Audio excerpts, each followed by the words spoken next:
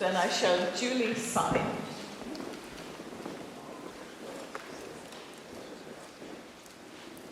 Thank you. Great. I should now like to call upon the auditor to introduce the standing orders for this evening.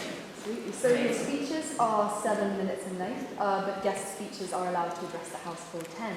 The first and last minutes are protected time, during which POIs, which are points of information or questions, can be offered to the speakers or accepted by speakers. And now the first minute, and you'll hear this bell. Thank you. And then you'll hear it again once at the last minute and twice after your time is up. Audience participation is encouraged, shouting "hear, hear" if you agree, shouting "shame" if you disagree, and offering the POIs or questions. However, your POI will be cut off at 15 seconds. Thank you. So let's get to the debate. And for the proposition, the first speaker is Michael O'Boyle.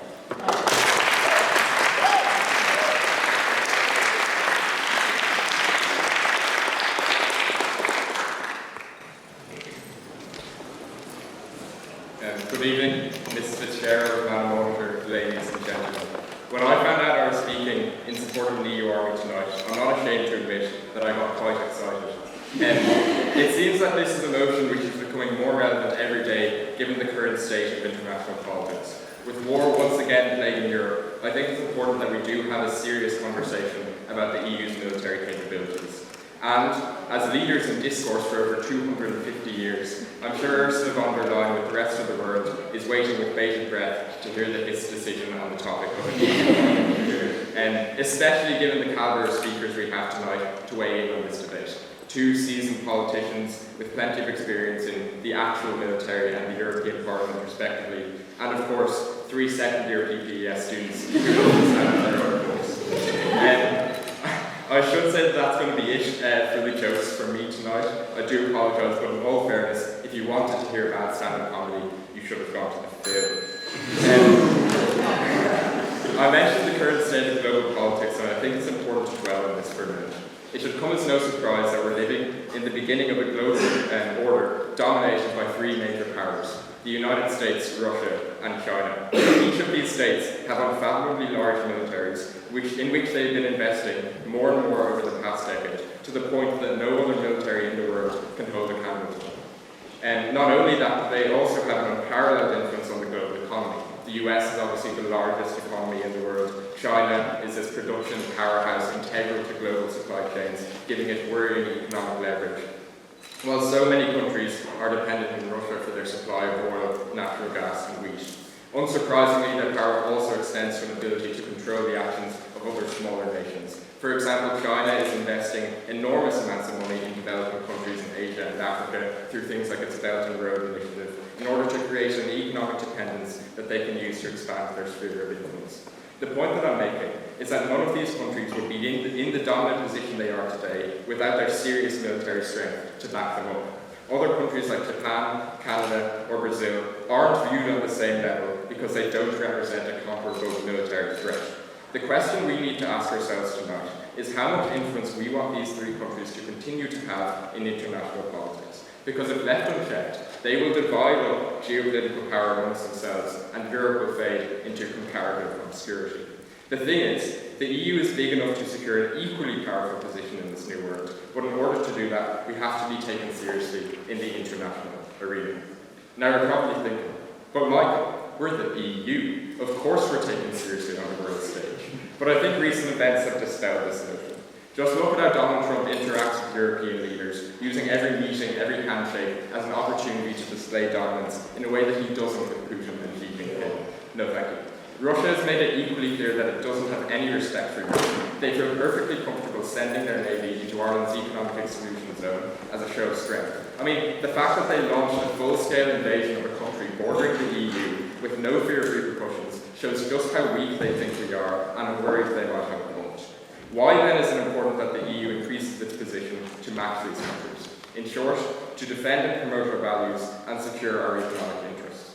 It seems to me that increasingly, Europe is standing alone in the world as one of the last true defenders of Western liberal democracy.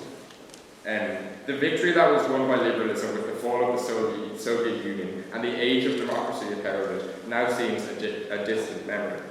And as well as this, Europe seems to have less and less economic relevance every day. In the past, we've relied on the US to support us in these two areas. We no longer can.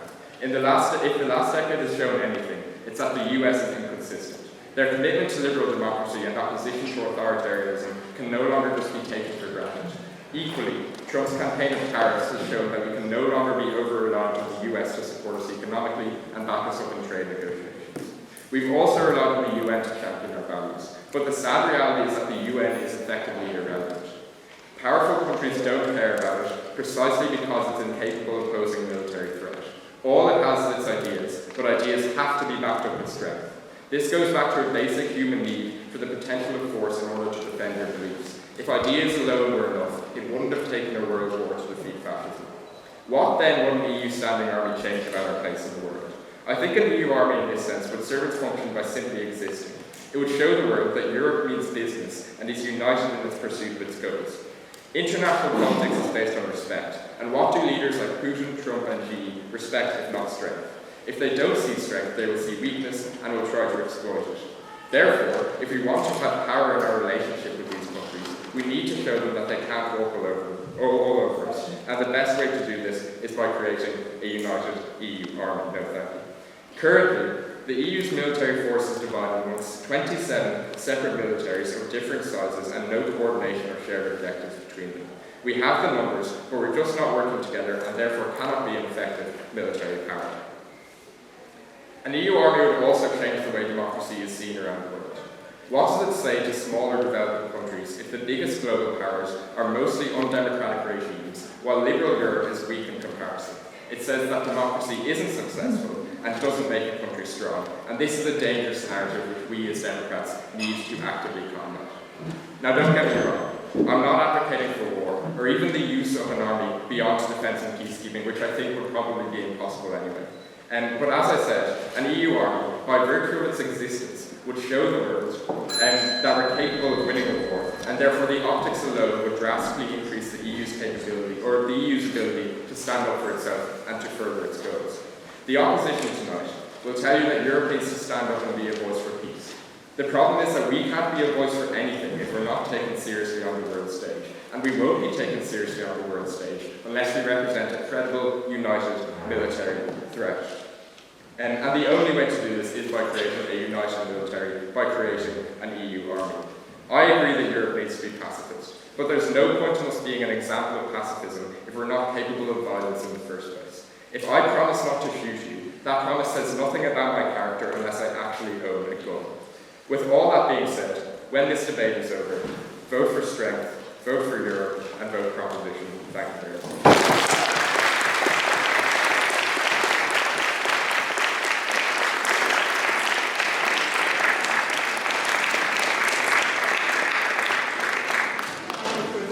Introductory speech. Let me go now to our next speaker, who is James, for the opposition, James McGrain-Hero.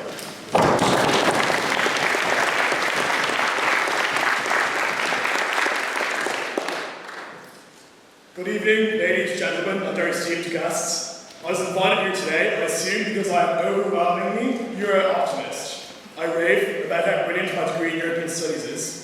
I strive to life hack, share my Euro stories, and post endlessly about them on my Instagram, with covers of Zara Larsson's new songs from Midnight Sun.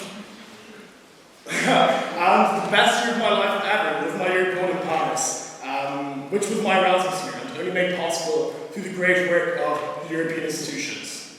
I was keen to accept this invitation to debate, because in the face of post-modernity challenges, I believe in the European project's ultimate values of cosmopolitanism, democracy, and large-scale global cooperation. However, we've all realized, we can no longer take this for granted. The threat of neo-populism looms over the continent, from the west, from the east, but most importantly, from within. The rise of the far right threatens both your and my Eurosummer. That's right. And so today I present to you how even this discussion facilitates the menace which continuously recasts itself within our political sphere to oppose the motion. I shall outline how the hypothetical proceedings necessary to legislatively establish a pan-European armed forces, that is, a formal central authority, in Brussels, based in Brussels, over land, maritime, air, space, and cyber military powers, which will arm the far right in Europe with the equipment to tear down our democracies and the fabric of the European project. After Russia's full-scale attacks upon Ukraine and the loss of faith in the US as a global peacekeeper, we have lived in the most heightened level of public discourse on the topic of full-scale Euro militarization since the failure of the European Common Defence Policy in 1954. Von der Leyen says that we must rearm. Merz called for the independence of the EU from the US, and Macron has urged the European agenda to define capacity needs for European common defence. And yes, this is all very valid. However, and unfortunately, obvious and impossible adversities have blocked the formation of the Euro army, because this is not a new idea. The Klingendahl Institute predicts that some of the impossible political decisions that must be made would include provisions that only one of the 24 official European languages may be chosen to lead military command. Also, there would only be one location of political leadership, one commander-in-chief, and a single command structure. The overwhelming majority of scholarship on this topic empirically details the exhaustive, unfeasible administrative and democratic steps which would have to take place and that have prevented this magical materialization of pro-EU militant totems. With any observation of the conduct and cultural values of member states, you will find that these hypothetical requirements may be easily perceived to spread an opportunity which threatens national sovereignty of EU member states, like was the case with France in 1954 when this was first proposed. Today, the very nature of armed forces deployed to any war undermines the neutrality of two EU member states, Ireland and Austria. A single language undermines the linguistic and cultural plurality of our diverse continent. Insecurity regarding the bloc's leadership already causes stagnating discourse and unnecessary power struggles which distract the institutions from achieving important normative legislative goals. However, the potentiality of undermining national sovereignty can maybe be avoided as we read the proposition. We could figure out how to standardise the military-industrial interests of both Hungary and the Netherlands alike, and then deploy an Air Force battalion that only speaks Esperanto into Shannon Airport. But the reality is that before this happens, those far-right Euro pessimists who wish the paragraph will have weaponized the powerful narrative that accompany perceived attacks on sovereignty and balloon them to spark fascist struggles of dangerous resistance. You see, the far right is clever. They operate efficiently, they operate quickly, and in silence. They reappropriate existing narratives and points of skepticism to mobilize. They spread myths with ease about the threat to the East or the loss of Europe's glorious past, and they are not talking about Eurosummer, by the way, that's not Europe's past. The more potent the fear, the more powerful their propagandizing strategies. And the flames sparked over the futile struggle for a pan-continental military are the beginnings of an inferno which will burn our privileged cosmopolitan dream to the ground. You see, yes, the foreign country said that. The Rassemblement National, the AFTA, the Fratelli d'Italia will fabricate contemporary folklore over the lost control of their nations to the woke technocrats of the European Union. This is not a vague and hypothetical predictions like the plans for Euro Army are proposed by the proposition. Its beginnings have already paved the way for European success in the case of Brexit. Defence One reports that the EU Army had been one of the most persistent myths peddled by the Brexit campaign. They can and they will weaponise this. They twist every aspect of social development, which allow you and I to debate peacefully here tonight, into conspiracy theories that both breach and win elections. They already have won elections. Now, my neoliberal optimism in the European dream does not cloud my judgment of the reality of peace-building processes. The proposition may lead you to believe tonight that our unappreciation for the support of nuclear power consolidation in Europe undermines our belief in Europe's right to defend itself. I wholeheartedly believe in Europe's right to defend itself. My proposition, in place of blatant ignorance towards the current largest looming threat to our democracies, the far right, that comes from within, is continue on a path that believes in cooperation and believes in balancing sovereignty with security instead of prioritising one over the other. To rearm ourselves, we must invest in the institutions we have struggled so much to build. That includes reinforcing promotion policies that create space for regional grouping, military groupings, such as domestic Nordic defence cooperation. We need to take advice from Irish defence specialists who offer neutral Irish perspective on the further development of European common defence policy or the permanent structured cooperation of PESCO, which allows willing members to voluntarily develop defence capabilities, and this is already underway. We must democratically rely on the traditions which have avoided internal EU conflicts since the foundation of the EEC 68 years ago, no internal war, by establishing more international security pacts, like the EU-Japan or the EU-South Korea and Australia pacts, which have already enhanced maritime and cyber cooperation, and we can give more attention to this by ignoring the powerful ethos of EU sustainable and harmonious means of defence, and by submitting to these rash ideas of a Euro army. We will one day simultaneously be voting for both the armament of Irish peacekeepers and the armament of neo-fascists. Thank you for listening to me.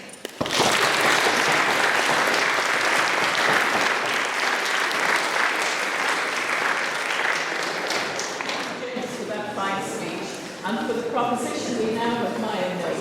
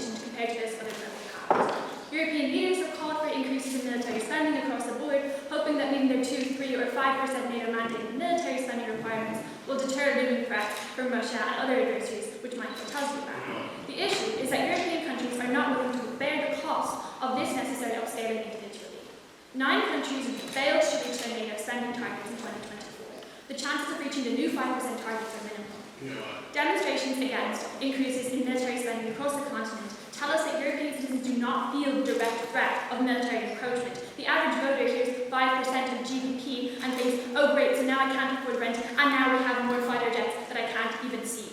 This is not to be expected of a generation that have grown up in an unprecedentedly peaceful Europe. This means that Europe cannot rely on member states to cough up enough of their budgets to muster a comprehensive defence system unprovoked. And this seems to leave us at a political stalemate. Without the political will and capacity to increase defence spending at the required rate, we're practically sitting ducks, depending on the benevolence of an administration which expresses their quote-unquote loathing of European freeloading. We're relying on a man who once tried to buy Greenland to protect Europe from invasion. However, the problems with EU defence are not purely monetary, but also structural. An upheaval of the current defence structure by way of the EU army could be the solution to this predicament. The first thing to say is that EU defence in status quo is incredibly inefficient, and Michael touched on this a bit. The EU has 1.5 million soldiers on paper, but unfortunately there are 27 different pieces of paper written in 24 languages and none of them agree on who is in charge. It consists of a patchwork of national armies with divergent national frameworks and effectively no common oversight. There are defence administrations in each country with individual planning and command structures and even different bureaucratic systems. This fragmentation of defence means that even though we have a combined military budget on par with the US, the EU is simply not getting the same value for its money. National level procurement results in higher costs per unit just as it would in any other naturally monopolistic market. To take a simple analogy, EU defence is like an electricity grid. Currently we have multiple companies investing in R&D, paying workers to go out and light power lines in the same streets. They're duplicating the same infrastructure for no logical reason. The overhead cost of establishing defence from scratch, combined with unpredictable and erratic demand for resources, means Europe defending itself as 27 distinct nations makes zero economic sense. And while I hate to be the person who brings important debates like this one down to merely monetary terms, these are the conditions which dictate our lives. So how can the EU army be more efficient? A couple of ways to look. Firstly, rather than each country having its own distinct radar systems, for example, the EU army could avoid duplication by sharing one service for the whole bloc. Smaller countries could get access to more specialised or expensive capabilities they wouldn't be able to afford otherwise, which is still beneficial for the larger countries, it diminishes the risk associated with weak links with the continent. Collaboration could take place on training and recruitment strategies or continent-wide surveillance and intelligence services, that'll be second, directly into the armed forces, where we all use the same systems and practices to simplify cooperation. We could develop fewer intermediary bodies, fewer challenges to disseminate information, and the ability for members to work together seamlessly in joint military operations. And it's important to note that the EU does conduct joint military operations through the Common Security and Defence Policy. Yet these operations occur through the attempted cooperation of each individual military entity with separate rules of engagement and separate political control structures. Yes. With a lot of training militaries of smaller countries, you have a peacekeeper at Hogan and former Army Corps Colonel Turkey raised the point that this undermines the lines of Irish neutrality and many of the lines of Austrian neutrality also for supporting these organizations. Okay, so I think on the case of specifics of smaller armies, Alison had delved into this a little bit more in her speech, but I think the particulars of signing up to an army would mirror the particulars that exist within the EU single market, right? I think there are certain opt-ins and certain logistical exceptions that can be made, and I don't think that's necessarily a reason to avoid the concept as a whole. But there are many, but first I'm going to just like think about how the US military industrial complex has a robust global presence and an unprecedented influence on the EU. Trump himself continues to remind us how reliant we are in Europe on US military resources. There are currently 100,000 US troops stationed across Europe. Europe presently relies on the US for nuclear deterrence, intelligence sharing, and support for Ukraine, and all of the largest military contractors are US based. Right now, our nuclear deterrent is basically a polite email to Washington saying, please don't let Russia be mean to us, we promise we'll buy more forwards. And this becomes even more concerning when considering the erratic tariff declarations that disrupt the markets. And there are many issues associated with this. The most proximate being that US foreign military sales are subject to foreign policy limitations and the whims of Trump's inconsistent assertions. Already this year, we suggested that only new fighter jets with downgraded capabilities should be sold to allies. Trump has little trust in the EU, and we should have even less confidence in him. It gets worse. Earlier this year, German officials raised the alarm about potential kill switches embedded in F-35 fighter jets sold to them by the US. These are default aircraft used by NATO, and these kill switches with automatic means of disabling the equipment. But the US doesn't even need these blood controls to block access to spare parts, ammunition, or software updates. This is fine until you realize the US have remote access and could basically AirPod disconnect our fighter jets at any moment they decide. Many believe the US wants us to believe that we need their protection and resources to defend ourselves. Yet with proper investment, the EU could boost domestic production and reduce reliance on US manufactured weapons. To do this, European companies could see a clear view of how demand will develop, which is something that the EU Army could provide.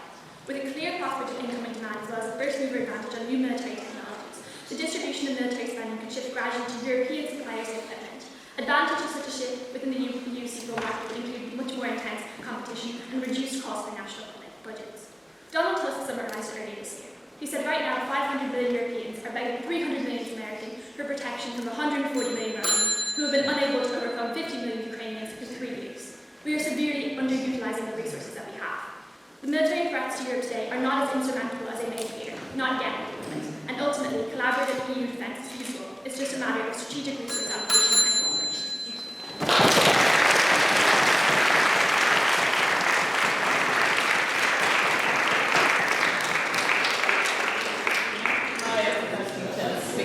Now for the opposition, I'm delighted to ask Dr.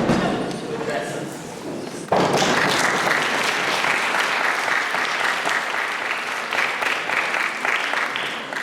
Thank you very much, Madam Chair.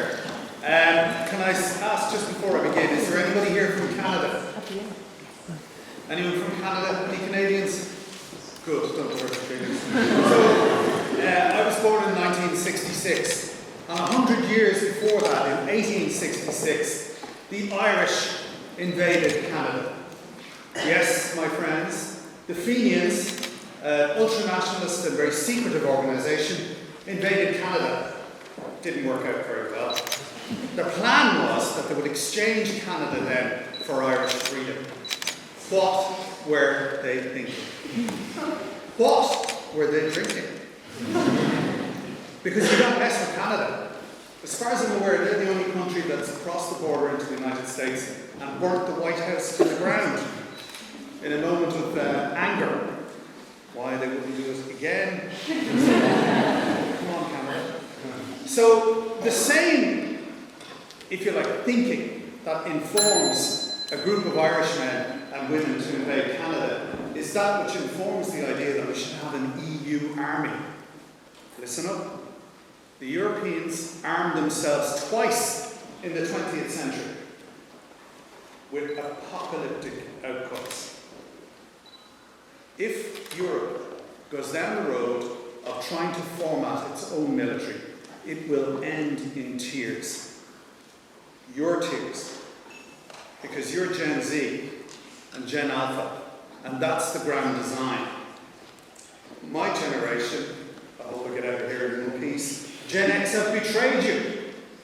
In a moment of intergenerational betrayal, my grandparents, people who fought for the foundation of this state, they made everything possible for my generation that we benefited from. Education, access to housing and homes, and my generation have betrayed you because you don't have access to those things. None of you here can realistically expect to self-actualize, own a home, or even rent one, to make all those life decisions that you might want to take. But hey, Gen X is thinking, maybe we could solve the population crisis by forming a big European army. We already have a European army. Ladies and gentlemen, it's called NATO, the North Atlantic Treaty Organization. There are 600 million citizens across the North Atlantic Treaty, the transatlantic relationship, are already protected by NATO, which is a well-established and highly developed military system with command and control and interoperability and all of the challenges that you highlighted in your speech, yes? How do you suggest overcome the undue influence of the US over NATO? So the undue influence of the United States over NATO. The United States is what makes NATO possible. And to quote a certain gentleman with orange skin, we're paying for NATO. Europe paid its way. Hence, the emphasis in the Trump administration, and prior to that with President Biden, and back to the 16-20 administration of Trump, they want Europe to do more spending to fund NATO. 600 million citizens are protected by NATO at present. There are only 450 million citizens in Europe. To create a European army would be an unnecessary duplication. And I agree with you, there is a neoliberal, conservative narrative emerging that we need to spend on weapons. The European Union proposes to spend $1 trillion on weapons this year as part of the SAFE Fund. Why? Because of the threat posed by Russia, as highlighted by Michael and others. Russia has an economy the same size as Spain. Russia isn't... I was the Irish Times security analyst from 2001 to 2016. 15 years writing for the Irish Times. I know that space. Since January of this year, there have been no less than 60 op-eds in our mainstream broadsheets proposing the idea of increased expenditure on weapons and military equipment because of the threat posed by Russia. Now, I don't want to downplay the tragedy of Russia. I counted the people in the room here. There's about 130 people in here, including my friends up here in the gallery who came especially tonight to see me. Thank you. Every day, 130, 140 young Ukrainian, mostly men, and Russian men and boys are killed. So in the time that we've spoken this evening, every single one of you would have been slaughtered, either by direct fire, indirect weapon systems. For what? For the fragile ego of Vladimir Putin and his desire to restore Russia's greatness. In 2 years, with the loss of almost 800,000 troops, the Russians haven't got up the road in Ukraine. They are not going to appear in Amsterdam, Berlin, Rome, or Dublin anytime soon. But a narrative has been created. It is a prism within which we are expected to view our security. And I would say it is a false narrative. There is no evidence to support the view that Russia poses the threat that it is purported to pose. If we tool up to the extent that is suggested, and we have a parallel development to NATO, which following Brexit and Britain's exit from the European Union will be dominated by France and Germany, it may provoke a response from Russia that would involve the use of tactical nuclear weapons. Now, because the Russians don't have any other alternatives, you're probably aware of the weapons that were dropped in Hiroshima and Nagasaki, about 100 tons of high explosive, the equivalent thereof, with all of the radioactive contamination thereafter. Strategic nuclear weapons have thousands and thousands of megatons. Each one would destroy a city like Los Angeles, for example, New York, London, in an instant, like a flash of an iPhone camera. But the tactical nuclear weapons that the Russians have developed are 10 megatons. So each one would destroy a town, perhaps the size of Athlone, and create an exclusion area of about 20-30 square kilometres. That's the danger we're facing. So we have to come up with alternatives to a European army. We already have one in NATO.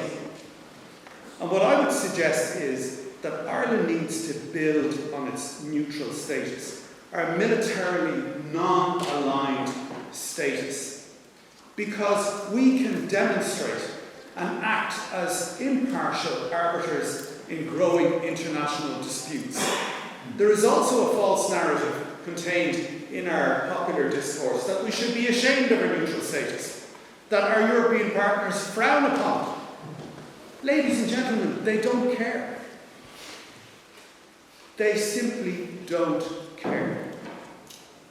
We are sovereign in that regard, and it's complex. We have 6 counties in NATO already.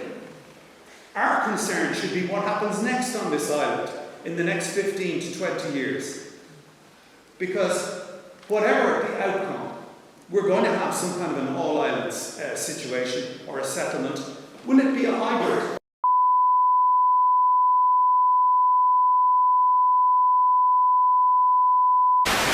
The idea of increased expenditure on weapons and military equipment because of the threat posed by Russia. Now, I don't want to downplay the tragedy of Russia. I counted the people in the room here. There's about 130 people in here, including my friends up here in the gallery who came especially tonight to see me. Thank you. Every day, 130 or 140 young Ukrainian, mostly men and Russian men and boys, are killed. So in the time that we've spoken this evening, every single one of you would have been slaughtered, either by direct fire, indirect weapon systems, for what? For the fragile ego of Vladimir Putin and his desire to restore Russia's greatness. In 2 years, with the loss of almost 800,000 troops, the Russians haven't got up the road in Ukraine. They are not going to appear in Amsterdam, Berlin, Rome, or Dublin anytime soon. But a narrative has been created. It is a prism within which we are expected to view our security. And I would say it is a false narrative. There is no evidence to support the view that Russia poses the threat that it is purported to pose. If we tool up to the extent that is suggested, and we have a parallel development to NATO, which following Brexit and Britain's exit from the European Union will be dominated by France and Germany, it may provoke a response from Russia that would involve the use of tactical nuclear weapons. Now, because the Russians don't have any other alternatives, you're probably aware of the weapons that were dropped in Hiroshima and Nagasaki, about 100 tons of high explosive, the equivalent thereof, with all of the radioactive contamination thereafter. Strategic nuclear weapons have thousands and thousands of megatons. Each one would destroy a city like Los Angeles, for example, New York, London, in an instant, like a flash of an iPhone camera. but the tactical nuclear weapons that the Russians have developed are 10 megatons. So each one would destroy a town perhaps the size of Athlone and create an exclusion area of about 20-30 square kilometres. That's the danger we're facing. So we have to come up with alternatives to a European army. We already have one in NATO. And what I would suggest is that Ireland needs to build on its neutral status, our militarily non-aligned status, because we can demonstrate and act as impartial arbiters in growing international disputes. There is also a false narrative contained in our popular discourse that we should be ashamed of our neutral status, that our European partners frown upon it. Ladies and gentlemen, they don't care. They simply don't care. We are sovereign in that regard, and it's complex. We have 6 counties in NATO already. Our concern should be what happens next on this island in the next 15 to 20 years. Because whatever the outcome, we're going to have some kind of an all-islands situation or a settlement. Will it be a hybrid? Will we have 6 counties remaining in NATO? If we do or if we don't, there are at least 1 million citizens on this island who will have very, very high expectations for their security, for their intelligence, and for their defence and administration of justice needs. All of these are going to have to be redefined. So when somebody says, hey, look over there at Ukraine, it's a distraction. That's not to diminish the tragedy that's there. And when I talk of 120 people, it is my solemn duty. I've seen conflict in Europe. I was in Bosnia at the end of that conflict in the 90s, where Croats, Bosniaks, Serbs slaughtered each other with old-fashioned antiquated equipment. We have to come up with an alternative, and my suggestion is this. Netanyahu, Trump, Putin, the Ayatollahs, the leadership of Hamas, Islamic State, the Taliban, what do they all have in common? Toxic masculinity. That's the enemy. What we need to do, and I'm serious, is empower women and girls all around the world. We need an army of women. And I look at my chair here, and we're talking over the meal with Maya and Annika about, our career progression. We have a Minister for Justice, a Deputy Prime Minister, a family therapist, a social worker, a clinical psychologist, if I'm correct. There's a great song, I'm Every Woman. It's all I need. Well, there she is, the embodiment on it. But we absolutely need to empower women and girls. Look at what's happening in Afghanistan. That is the same direction of travel as militarization. As you quite, and I agree with you, it's part of that neoliberal conservative agenda. We have to come up with radical alternatives because the survival of the planet, climate change, all of these things are being accelerated by patriarchal, toxic thought. We need an alternative. We need an army of women.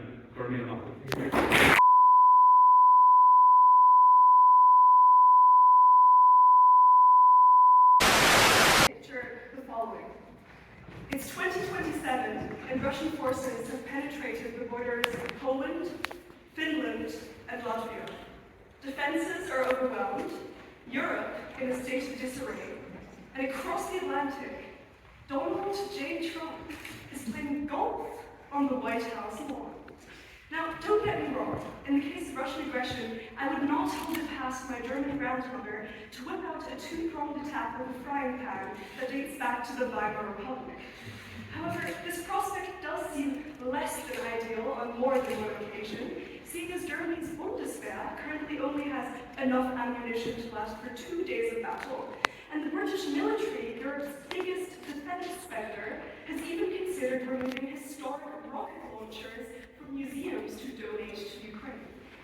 Now, as posited by my friends on this side of the bench, an EU army would operate as a coalition of the willing, not redundancy, but a structural subset of NATO that ensures organizational and financial efficiency in militarizing during the volatile climate within Europe. Now, in truth, an EU army has seen about as much historic success as my data anything like that. Nothing, absolutely none. In 1952, a European defense community under the authority of NATO was proposed, lacked ratification, and promptly abandoned. In 1998, Tony Blair and Jacques Chirac's EU reaction force was proposed and once again abandoned. But in 2025, the combination of US isolationism and the erosion of traditional state sovereignty within the complex interdependence of modernization coalesces to provide a Goldilocks environment for the establishment of an EU army. Let's begin by looking at the downfall of every major UN resolution, the nightmare of every spell check application, the S word present in every IR scholar's verbal arsenal, sovereignty. At an intra-European level, some may contest that an EU army, even one that is opted into, would threaten national sovereignty by stripping crucial enforcement capabilities. This issue, however, could strategically be outmaneuvered by establishing levels of involvement within an EU army, with the first level being a hybrid force wherein 1% of a nation's annual NATO target for security is contributed to an EU army, while the rest is purely designated to national armed forces. Now, smaller EU states may opt to fully integrate their national armies within an EU army, operating under a national guard for home crises. Furthermore, unanimity of the EU Council would be required to deploy forces, meaning that member states would have the final definitive say, while pooling their sovereignty in a system of collective security that enhances rather than threatens the maintenance of national borders. But once member states have agreed to pooling sovereignty, what about Russian sovereignty? Retaliatory action may mean that before we know it, Putin will be crossing the Irish Sea looking for a spice bag with a side of Russian neo-colonial expansionism. An offensive realist would view an EU army as cold to the flames of a European security dilemma, where defensive action merits nothing but a cycle of hegemonic hostility. This being said, it's naive to condemn European remilitarization when Russia currently produces 4 times the artillery shells of the EU and US combined. Now, Europe's closest eastern neighbor is a fully fledged war economy, and in a state of existential threat, one simply cannot expect to deter aggression with baguettes and bracelets. More critically, however, an EU army would be able to address crises that transcend sovereign borders in a manner that no other current military body could. While globalization has brought us martial artists, K-pop demon hunters, and laboons, it stripped us of the luxury of delineating threats by arbitrary lines on a map. Case 1, nuclear deterrence. NATO's current nuclear stockpile is entirely owned, maintained, and controlled by an administration that has deemed Tylenol the cause of autism and would gladly see Europe evaporated to, in its place, construct a Trumpian real estate empire. Meanwhile, Russian nuclear forces have been at special combat readiness since early 2022. An EU army in tandem with NATO would establish a 2-umbrella deterrent system that ensures a centralized backup plan to US nuclear withdrawal. It would also open a novel standardized market pipeline that will compete with Rosatom, Russia's main nuclear corporation's atomic monopoly with Europe. Crucially, EU member states that do not have independent nuclear arsenals and have signed the Non-Proliferation Treaty will nonetheless profit from a public good, security by non-possession but participation. Case 2. A European army also means a standardized intelligence system, using the joint hands of pooled sovereignty to thwart the invisible hand of digital and ideological threats. Last month, Ursula von der Leyen's plane was hit by a Russian GPS track, landing safely thanks to the heroic use of a paper map, otherwise solely utilized by boomers during the midlife crisis. Now, while organizations like ENISA, the EU Agency for Cybersecurity, exist, they lack a unified operational command. A cyber and intelligence special forces team within an EU army would widen the existing talent pool, allow for shared software, and crucially strengthen the protection of member states who do not have the resources for cyber defense on a national level. A threat to one nation's software integrity is a threat to all dependents involved. I'd rather avoid seeing Emmanuel Macron's search history on the Daily News. 10 ways to pull my high school teacher would be the best. And that's why, in the modern political climate, an EU army built as a coalition of the willing is the only means to adapt to transnational threats, remilitarizing Europe in time to fundamentally deter Russian aggression. Peace is fickle, US dependency is waning, and continental unity is the sole adequate solution.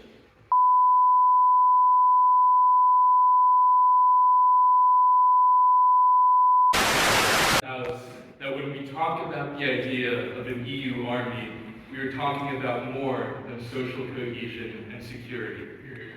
We are talking about fundamentally reshaping what the European Union is.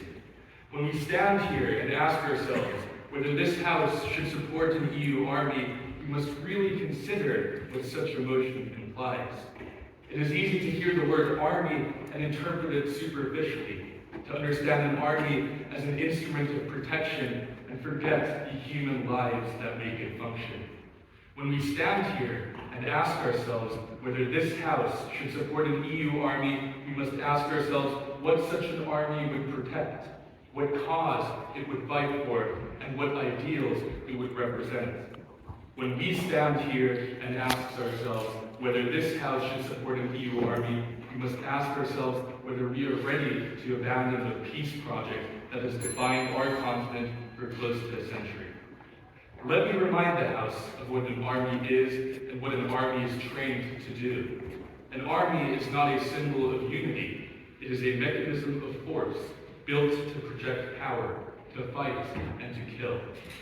The proposition would have you believe that proposing an EU army suggests that young people like ourselves put their lives on the line so that when the time comes, they can protect our freedoms and ideals. There's a big flaw in this outlook. It assumes that the EU has achieved what the proposition seeks to protect.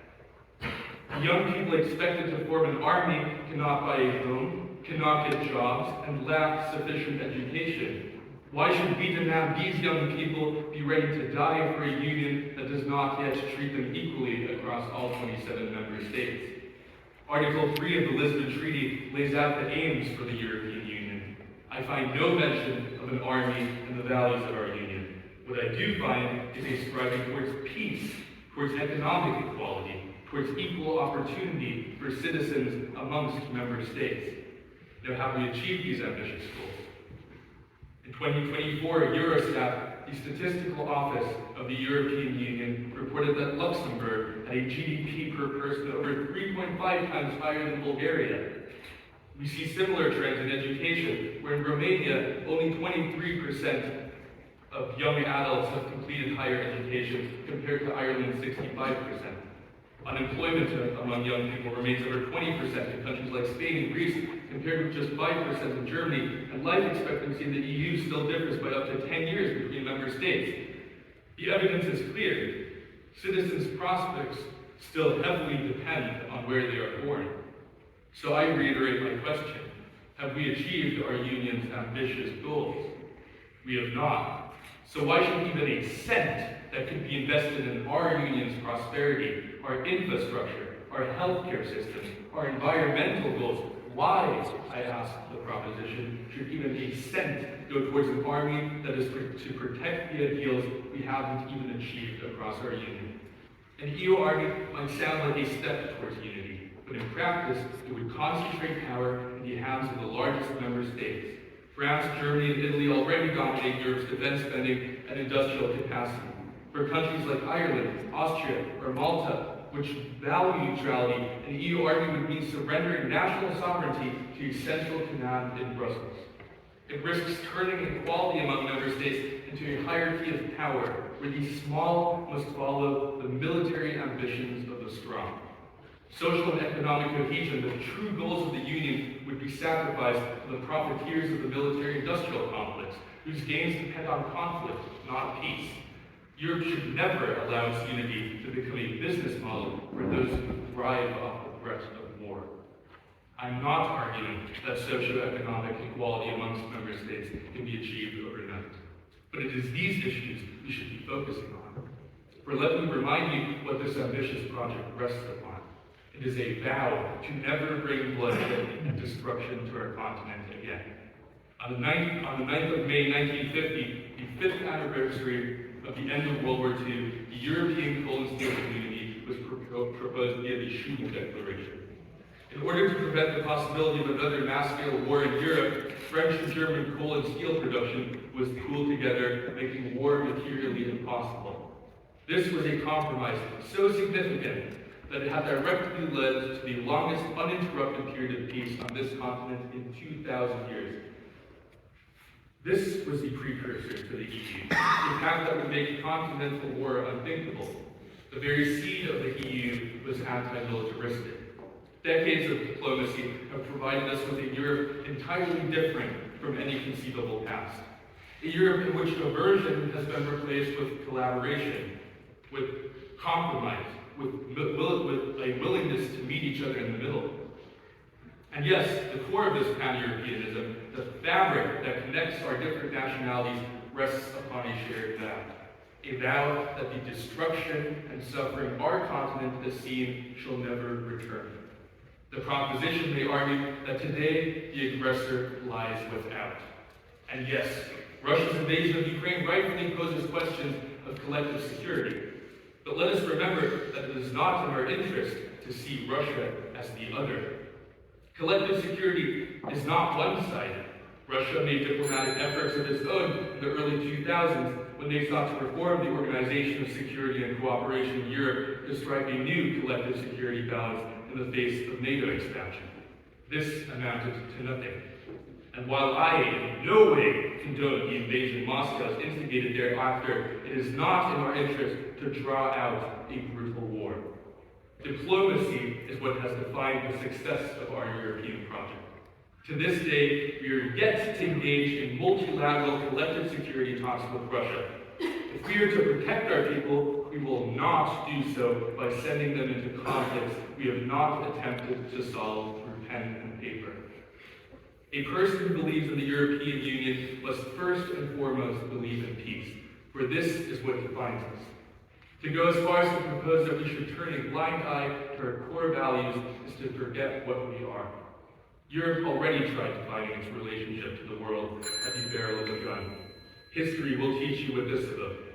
Should an EU army come to be, you must accept that it will not merely stand on parade grounds. One day, it will march. Real people will be sent into real combat. And when that day comes, we will have crossed the line. The European Union will no longer be a peace project, and a union that was built to end war will have given itself the means to wage it.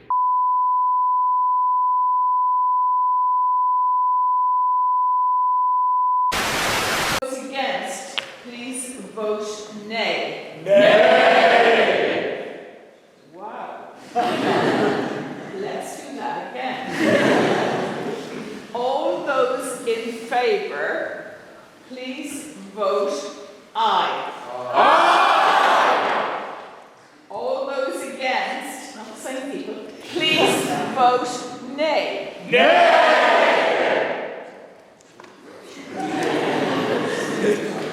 I think the nays.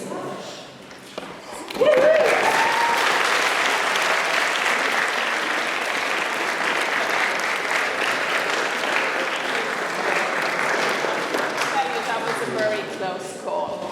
I just hope you weren't all voting on each side, okay? Anyway, close call, and I really do want to thank all the speakers. I think we've had, a really good debate, a very thoughtful debate, with almost every aspect of the proposition, the opposition, touched upon in a whole variety of ways.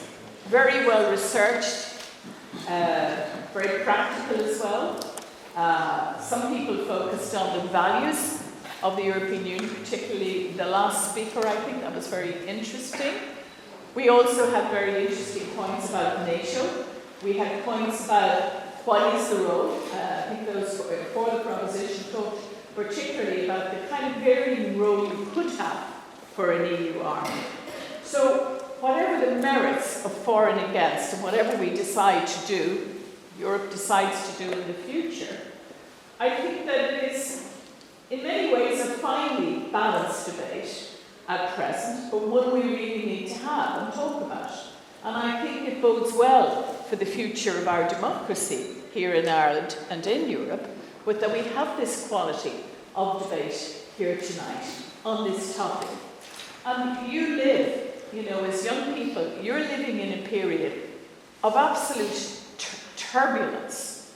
You're living in a period of huge change, of mega, I spoke earlier here in Trinity today, of the mega drivers of disruption that you are living through. And I'm on the G7 Equality Committee. And what we found in our discussions in Canada this year is that we are still striving for the language to understand what's happening in our world today. For somebody of my generation to see the values that I've always had of equality, diversity, and inclusion being so questioned and undermined at present, to see the aggression in what was a peace project across Europe. As my very good friend, the former Minister for Defence of Lithuania says, I want to apologise for not convincing the West of the dangers that Putin was going to pose. She really means that, because Eastern Europe is in a different position to us. Eastern Europe feels so vulnerable at present. Moldova, where I was recently, feels so vulnerable. The Baltics feel so vulnerable. Finland feels vulnerable. So this topic of a European army, becomes more relevant. It's only one aspect of it. It does become more relevant to at the very least discuss it and think about how does Europe protect itself? How do we further the very good question that was asked about the peace project? How do we further that? How do we hold true to the values of Europe when we see war on our doorstep, when we see war hitting Europe for the first time for many, many years, which we never really expected to see, as we are seeing now. So, the conflict is having a major influence on Europe. We have 800 million being offered to companies at present in the defence arena. Just think about that. And the choices, I think Senator Tom Clonan made the point about money going in that direction, where another speaker as well over here spoke about, the implications of that sort of huge, huge industry and how it's shaping our future, whether you're for or against the European army. Huge money is going into defence, which means it's not there to go into other areas that we might all care about, including social areas, including housing, including all sorts of things. So it is shaping the debate in Europe, and it's impacting hugely on the budget, and we know how much budgets matter. But how do you deal with an aggressor like Russia? How do you deal with aggression when our international organisations, for my money, I've been putting more effort into making sure our bilateral, our multinational organisations like the UN work more effectively. We definitely have, we can't give up hope on that. We really can't. But to go back to the period that, as young people, you were living through, let me just mention some of the other major drivers of disruption. We now also, we have the geopolitics, which you see, where Europe is desperately trying to find its place in the world. From a business point of view, it's twin track. On the one hand, we're dealing with defence, on the other hand, we're dealing with business as usual, trying to keep Europe innovative, to keep jobs in Europe, to keep competitive. How do you deal with China? How do you deal with a country that doesn't go by the business rules that we go by, that doesn't have the same attitudes to state aid, that has different business practices? How does Western Europe deal with that? The most successful cities in the world are probably in China right now. The most successful innovation. Are we going to be driving all their cars in this country? How are we going to relate? What's going to happen? How is Europe going to relate? We need them for our supply chains, our critical minerals, and so on. But intellectually, from a human rights perspective, how are we going to manage this? Very big questions for Europe, very big questions. And we see what's happening in America. And Europe, I think the answer myself is that Europe really has to work to strengthen itself, to be more innovative, to create more jobs, to loosen bureaucracy, But if you loosen bureaucracy, like these omnibus packages that are in the EU at the moment, we have to make sure that we don't lose standards, we don't give up on standards of human rights, and so on. So, very challenging time. And I'm only going to very briefly mention the other disruptors, which you're well aware of. You look at climate, you see the huge challenge if we are to meet our climate goals. I talked to a Fianna Fáil colleague this morning in Brussels, Barry Andrews. I was discussing the Sustainable Development Goals, which we all really, before all of this happened, before this conflict came into Europe, we said the Sustainable Development Goals, the whole world, and an Irishman played a big part in it, agreed with the UN, the Sustainable Development Goals were where we needed to go. What's happened now? They've almost fallen by the wayside. They're way behind implementation. Really disturbing. So these terrific Sustainable Development Goals that we all agreed on, suddenly they're sort of off the agenda in a way I would never have thought even 4 years ago. The other disruptor, of course, and you're more familiar with it than anyone of my generation, is technology and AI. I hosted a conference last week on sexual exploitation, sexual trafficking, the women who are being trafficked into Ireland. My goodness, you want to see what's happening in terms of access to pornography online. Not in a kind of a, just a tutting sort of way, but just to say the vast majority of pornography online has a huge amount of sexual violence. This is one of the downsides, actually, in relation to technology, and then there's huge opportunities, as we all know. But it is a disruptor for everybody. It is a disruptor, and we all have to work on it. I've always been very committed to equality. Let me just say, still huge challenges. Tom had a great answer on how to deal with the equality issues in Army of Women. I think I know what he meant by that. He didn't really mean an Army of Women, but he did mean let's unleash women's potential as well. We need to do that with STEM as well, and so many different areas. We have an unfinished democracy.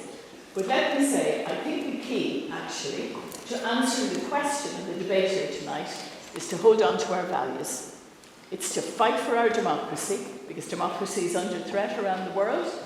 It's to hold on to our values, and I would say the EU values are amongst the best in the world.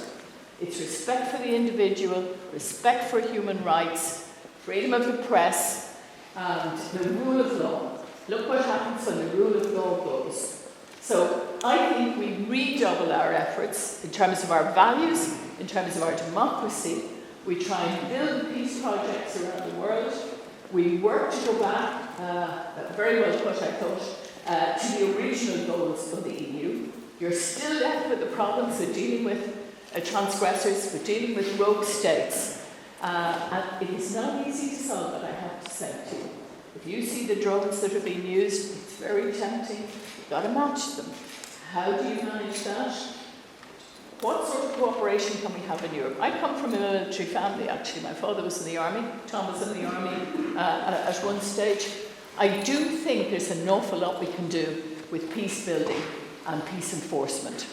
And again, at the end of the day, conflicts have to end. There has to be cooperation. Every conflict is ended through negotiations. We need to have better and better negotiations as well, with more inclusive negotiations. So listen, well done to all of you tonight. Well done on having this as a topic for discussion. I think it really bodes well for our future that the Hist is discussing this topic tonight in such a thoughtful, comprehensive and brilliant way. So well done to all of you.